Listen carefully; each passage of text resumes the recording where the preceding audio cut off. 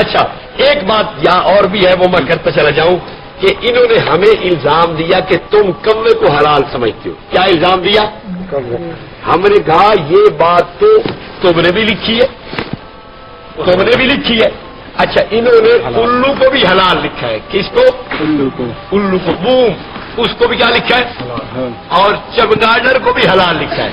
خفاش ہی ہے، خفاش کو بھی حلال لکھا ہے انہوں نے فتاوی رضویہ کے اندر. اور اگلی بات یہاں لکھتا ہے اصل اشیاء میں طہارت ہے حتیٰ کہ خنزیر میں بھی. فتاوی رضویہ کا حوالہ دکھاؤ. فتاوی رضویہ کا حوالہ اصل اشیاء میں طہارت ہے حتیٰ کہ خنزیر میں بھی. غالباً جلد نمبر 5 ہے.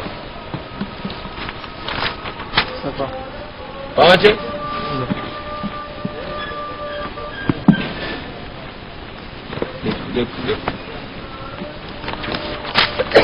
ہاں یہ صفحہ 440 جلد 4. کس کو پاک لکھا ہے؟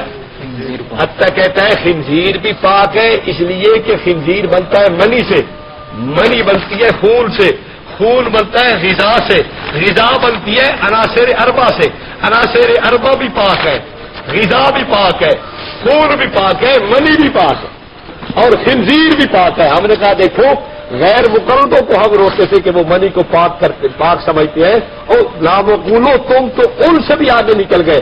وہ تو انسان کی منی کو ناپاک نہیں کہتے، پاک کہتے ہیں. تم تو خنزیر کی منی کو بھی پاک لکھتے ہیں.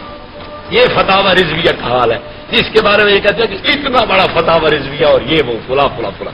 اچھا اب آپ کو